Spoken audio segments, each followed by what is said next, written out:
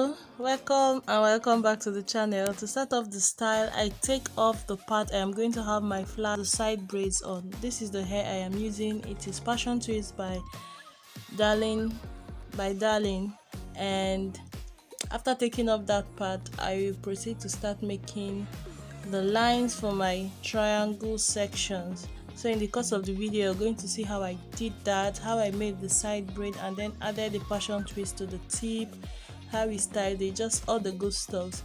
Also, if you know someone who might be interested in this hairstyle, please share with them, and I hope you learned something from this video. So let's keep watching. In the past, I always have this challenge of her hair slipping off from her, like her braids slipping off from her hair whenever she makes it.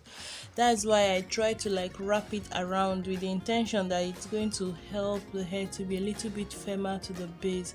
Like when I was done, I still wasn't convinced it was enough, and I used needle and thread to lightly tack the bottom part.